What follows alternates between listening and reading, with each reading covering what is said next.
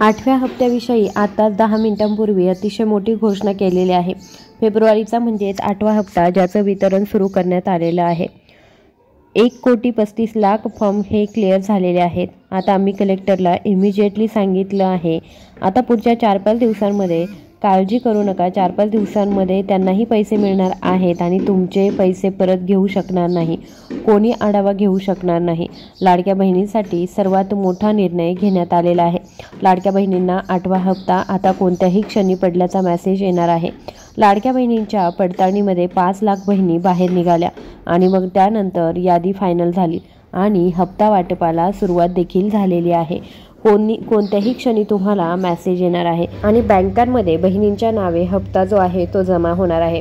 जानेवारीचा एकत्र हप्ता सुद्धा फेब्रुवारीमध्ये येऊ शकतो। लाडक्या बहिणींना 2100 रुपये देण्याचा मोठा निर्णय घेतला गेला आहे। 2100 रुपये लाडक्या बहिणींना आपण त्या ठिकाणी देणार आहोत। काल 5 लाख बहिणी यादीतून बाहेर निघाल्या, महिला 5 लाख योजनेतून वगळण्यात आल्या, ज्यामुळे बहिणींचं टेन्शन वाढलं होतं। आता आमचं काय होणार, तर त्यांना देवेंद्र फडणवीस साहेब यांनी आनंदाचा धक्का दिलेला आहे। आम्ही परत पैसे घेणार नाही, परत मागणार नाही आणि म्हणून जे नियमाच्या बाहेर फायदा घेत आहेत त्यांचा फायदा निश्चितपणे बंद होईल, त्याची सुरुवात आम्ही केली आहे। कुठलेही नवीन निकाल लाडक्या बहिणींना 5 बँकांमध्ये योजनेचा 8वा हप्ता हा जमा होणार आहे। फेब्रुवारीचा हप्ता सर्व बँकांमध्ये जमा होणार नसून तो फक्त 5च बँकांमध्ये उद्या जमा होणार आहे आणि त्यानंतर बाकीच्या बँकांमध्ये नंतर जमा होणार आहे। ज्या बहिणींच्या खात्यामध्ये हे पैसे जमा होतील त्यांनी तातडीने ATM कार्ड, गुगल पे, फोन पे, UPI वापरून आपले पैसे काढून घ्यावेत, कारण की बऱ्याचशा बँक खात्यामधून पैसे कट होत आहेत। बँका विविध कारणांनुसार पैसे कट करत आहे, तर त्यामुळे तुम्ही हे पैसे काढून घ्यावेत आणि पहा आता तुम्ही पात्र आहात की अपात्र आहात हे आता तुम्हाला जाणून घ्यावं लागेल, कारण की 5 लाख बहिणी काल रद्द झाल्या। तुमचं नाव अपात्र बहिणींच्या यादीत आहे का? कारण की आता गावातील अंगणवाडी सेविकांना काम देण्यात आलेलं आहे। अपात्र महिलांची पडताळणी सुरू आहे। गावातील अंगणवाडी सेविका तुमच्याकडे येऊन घरात येऊन चौकशी करणार आहे। 5 प्रकारच्या चौकशी होणार आहे। कोणत्या 5 वस्तू आहेत त्यांना मिळणार नाही याची माहिती पुढे सांगणार आहे। त्या महिला जर आढळल्या तर तात्काळ ऑनलाईन महिला योजनेतून बाहेर काढण्यात येतील। पण आता लगेच हा हप्ता 5 बँकांमध्ये जमा होणार आहे। तुम्हाला 8वा हप्ता अजूनही मेसेज आला नसेल तर लगेच तुम्ही काय करायचं आहे, 5 लाख बहिणी आहेत ज्या बाहेर गेल्या त्या यादीमध्ये तुमचं नाव आहे का चेक करायचं आहे, कारण की राज्य शासनाकडून स्वतः आदिती तटकरे बालविकास मंत्री आहेत, त्यांनी ट्विटर करून खात्यावरून माहिती दिलेली आहे। ज्यांना पैसे अजून 8व्या हप्त्याचे मिळाले नाही त्यांनी यादी नक्की चेक करा। अपात्र महिलांच्या यादीत आपलं नाव आहे का लगेच चेक करा। आम्ही 5 बाबींवर जे क्रॉस व्हेरिफिकेशन करत आहोत त्याच्यामध्ये 2.5 लाख उत्पन्नाच्या अधिक जास्त उत्पन्न अशा ज्या महिला आहेत तर त्यांना लाभ मिळणार नाही। ज्यांच्या संदर्भातल्या तक्रारी आलेल्या आहेत आणि दुचाकी वाहनांच्या पलीकडे 4 चाकी वाहने त्यांच्याकडे आहेत, याच्या संदर्भातल्या काही तक्रारी जर आलेल्या असतील, काही लग्न होऊन इतर राज्यांमध्ये वास्तव्यास गेलेले असतील तर आता या लाभासाठी ते पात्र नाही राहणार। त्याच्यानंतर डुप्लिकेशन म्हणजेच त्यांनी 2 वेळा अर्ज दाखल केले होते आणि 2-3 वेळा अर्ज दाखल केले होते अशा काही तक्रारी आल्या होत्या। साधारणपणे हे क्रॉस व्हेरिफिकेशन ही सुरू केलेलं आहे, पण आतापर्यंत जवळपास 5 लाख महिला योजनेतून बाहेर काढण्यात आल्या। त्यामागे काय कारण होतं आणि तुम्ही बाहेर निघाला का? अंगणवाडी सेविका येऊन तुमचं काय विचारणार आहे ही माहिती घेण्यासाठी स्वतः ट्विटरवरती आदितीताई तटकरे यांनी लिहिलेलं आहे, लक्षपूर्वक ऐका। मुख्यमंत्री माझी लाडकी बहीण योजना दिनांक 28 जून 2024 ह्या त्यांनी लिहिलेला मेसेज आहे, लक्षपूर्वक ऐका। कारण बघा, संजय गांधी निराधार योजनेच्या लाभार्थी असलेल्या महिला 2,30,000, वय वर्ष 65 पेक्षा जास्त असलेल्या महिला 1,10,000, कुटुंबातील सदस्यांच्या नावे 4 चाकी गाडी असलेल्या, नमोशक्ती योजनेच्या लाभार्थी असलेल्या, स्वेच्छेने योजनेतून नाव मागे घेणाऱ्या 1,60,000 अशा सर्व महिला ज्या आहेत बघा, संजय गांधी निराधार योजना आहे तर त्याच्यामध्ये सुद्धा टोटल 23,000 त्या बाहेर काढल्या जाणार आहे। त्यानंतर वय वर्ष 65 पेक्षा जास्त असलेल्या महिला सुद्धा सापडत आहे, जवळजवळ 1,10,000। त्यानंतर कुटुंबातल्या सदस्यांना 4 चाकी गाड्या असल्यामुळे योजनेच्या लाभार्थी होत्या, स्वेच्छेने त्यांनी मागे नाव घेतलेलं आहे, अशा 16,000 सापडल्या। म्हणजे जवळपास संजय गांधीच्या 2,30,000, 65 पेक्षा वरती ज्या आहेत त्या 11,000 अशा 3 प्रकारच्या महिला मिळून 5 लाख महिला ज्या आहेत तर त्या बाहेर काढण्यात आलेल्या आहेत। त्यानंतर खाली लिहिलेलं आहे पहा, आनंदाची बातमी की सर्व पात्र महिलांना मुख्यमंत्री लाडकी बहीण योजनेचा लाभ देण्यासाठी महाराष्ट्र शासन कटिबद्ध आहे। आता यानंतर ज्या आदिताई तटकरे आहेत तर त्यांनी एक आनंदाची गुड न्यूज सुद्धा दिलेली आहे, तुमच्यासाठी ती जाणून घेणं फार महत्त्वाचं आहे। मुख्यमंत्री लाडकी बहीण योजना लाभ दिलेला आहे तो परत घेतला जाणार नाही। तर बघा, पण ज्या महिलांना अपात्र आहे त्यांना लाभ दिला जाणार नाही।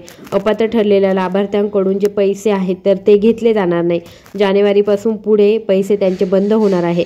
या महिला ज्या आता पात्र आहेत त्यांना कधी लाभ मिळणार ते तर सांगणारच आहे, पण अपात्र आहेत त्यांचा लाभ घेतला जाणार नाही।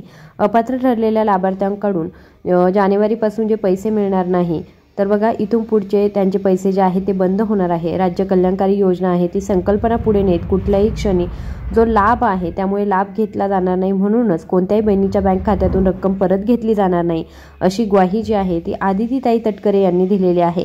कोणत्या माता भगिनींचे जे आहे आता कोणत्या माता भगिनीला जानेवारीचा हप्ता मिळाला नसेल त्यांना फेब्रुवारीचा हप्ता मिळणार, कोणत्या माता भगिनींचे पैसे मिळणार, म्हणजे हप्ता केव्हा येणार, आता याविषयीची महत्त्वाची अपडेट आलीच आहे।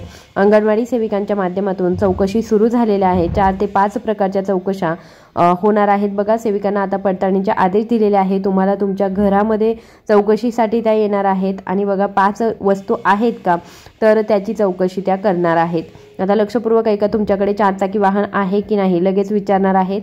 आता ही माहिती त्यांना कुठून समजणार तर जे RTO विभाग आहे, RTO विभागाकडून प्रत्येक लाडक्या बहिणींच्या ज्या आशा सेविका आहेत त्यांना सुद्धा, अंगणवाडी सेविका आहेत त्यांना सुद्धा त्या तुमच्या घरी येतील, त्या समक्ष पाहतील की खरोखर 4 चाकी वाहन आहे का।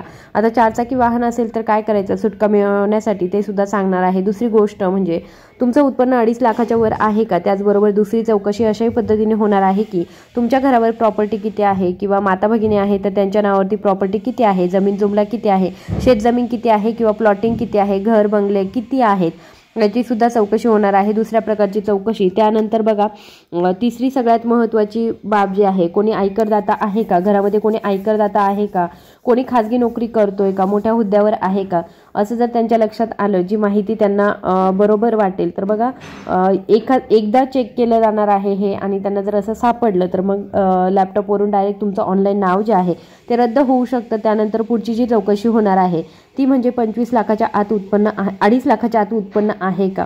जर हे 2.5 लाखाच्या आत उत्पन्न नसेल तरी सुद्धा तुमचं नाव जे आहे ते कट करण्यात येणार आहे कोणत्याही क्षणी।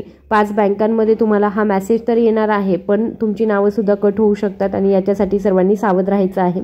उत्पन्न जास्त असेल तर तुम्हाला सुटका मिळवण्यासाठी एक गोष्ट महत्त्वाची ठरणार आहे, तुमचं रेशन कार्ड। आता पहा, जर तुमच्याकडे पिवळं केशरी रेशन कार्ड असेल तर फारसे घाबरण्याची गरज नाही, कारण की पिवळं केशरी रेशन कार्डचा अर्थ असा होतो की पिवळं रेशन कार्ड म्हणजे याचा अर्थ असा होतो की तुमचं उत्पन्न जे आहे 15,000 रुपये प्रतिवर्ष, आणि केशरी म्हणजे तुमचं उत्पन्न 15,000च्या थोडंसं पुढे पण लाखाच्या आतमध्ये असं होतं। एकंदरीतच पुन्हा पडताळणीच्या निकषांमध्ये बसून जातं, त्यामुळे कदाचित तुमच्या घरी अंगणवाडी सेविका येणार नाही।